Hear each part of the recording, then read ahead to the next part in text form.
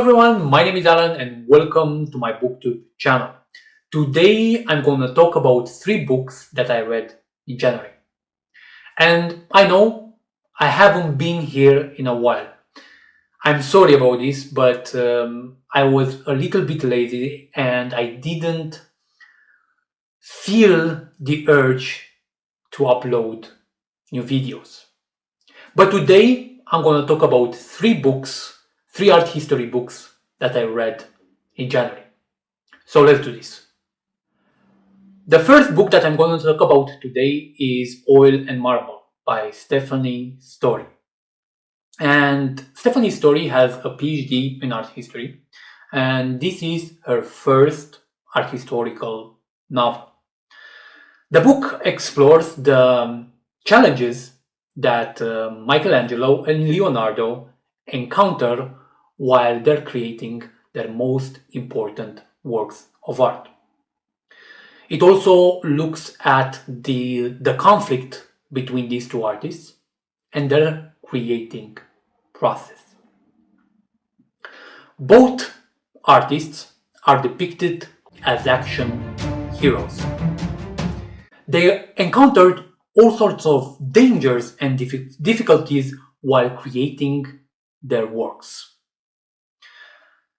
An amazing image or scene is at the beginning of the book when Michelangelo signs the Pietà in the Vatican. And I'll just read a passage from this book.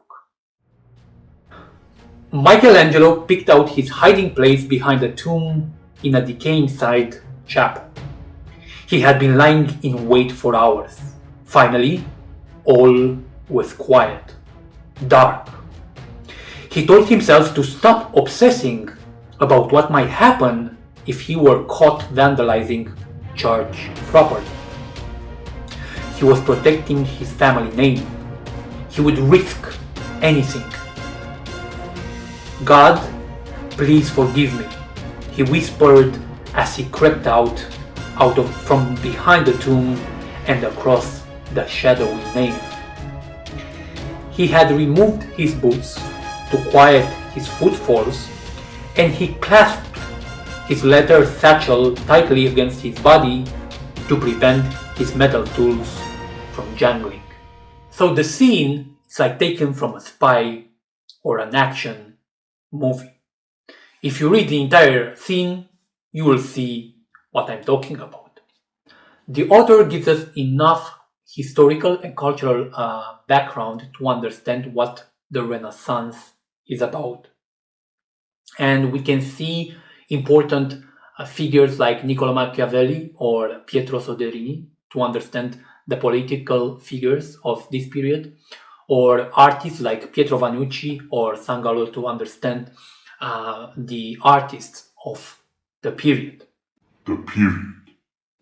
The novel starts with Leonardo and the Last Supper in Santa Maria delle Grazie, and then it moves to Michelangelo and the Pietà, and then it follows both artists as they move from town to town while they're creating their most important works, people who they're interacting with, how they were living there, and so on. But at the same time, using the best action thriller recipe. So I would give this book 5 stars out of 5 because it's engaging and informative. The second book that I'm going to talk about today is Walter Isaacson's Leonardo. And this is a good introduction to Leonardo because it gives us enough details about his life and work. Walter Isaacson starts by looking at Leonardo's notebooks because he believes that his notebooks give us a lot of insights about his work, his life, his drawings, his technological designs, and so on. So Isaacson has read all his notebooks and has read a lot of material on Leonardo. Isaacson points out from the beginning what will be his approach on Leonardo, and it will not be an art historical approach. He tells us a story about how Leonardo was introducing himself to other people. And he never put his painting skills as his first skills, but other technological skills. And that's how Isaacson will write his biography of Leonardo. Of course, in this book, we can find lots of things about the famous Renaissance artist and lots of details about his life. We know that he was a very handsome man and he was a great conversationalist. He gives us details about his childhood as well. We know that at the age of 14, he was in Verrocchio's workshop. He also talks about his homosexuality, about his artistic process, and the author also mentions how he was received in different cities that he went, especially in Milan, where he was received as a producer of pageants and other technological objects. So this biography talks in detail about the Last Supper and the Mona Lisa. He mentions that the Last Supper was a failure as a mural painting.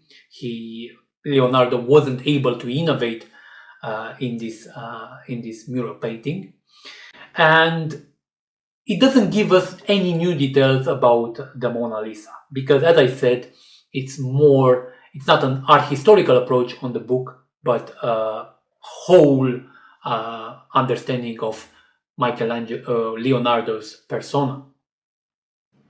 I would give this book 3 stars out of 5 because it's a basic introduction to Leonardo. Even if it gives enough details about his life and work. The thing is that his approach is not very innovative and he doesn't bring, let's say, any new things about Leonardo. The last book that I read in January is Dear Theo, an autobiography of Vincent van Gogh. And this is a collection of letters that Vincent has sent to his brother Theo. Theo is the person who helped him throughout his life. He was his closest friend. The book is divided into 4 periods, from the 1870s to 1890s. And it starts with Vincent van Gogh's staying in London and the impact that the English artist had on him. At the beginning, he wasn't interested in English art, but as he was staying there, he learns to appreciate their skills. What we find out in this letter is that Vincent loved to read a lot, and he read a lot of books. He read history, he read Thomas Carlyle and Jules Michelet, he read religious books. We know that he read the Bible and other texts. And he had a very complicated relationship with his father and a very complicated relationship with women. He was very misogynistic. And you can see all sorts of attacks on women in his letters. Besides this, Van Gogh talks about his artistic process and what kind of skills he would like to improve to become a better artist. We know that watercolor was very important thing for him and he would like to improve in this area.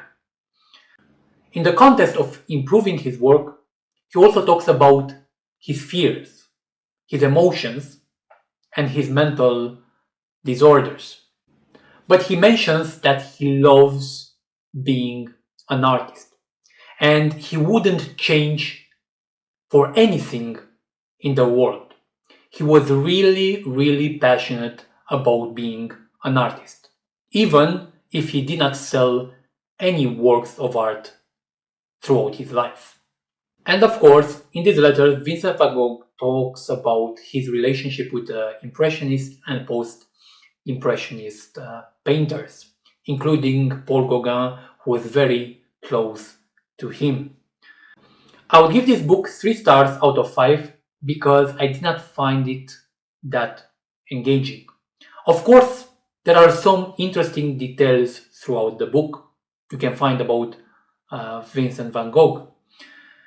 I have to say that in a way I'm biased because I'm not a really huge fan of Vincent's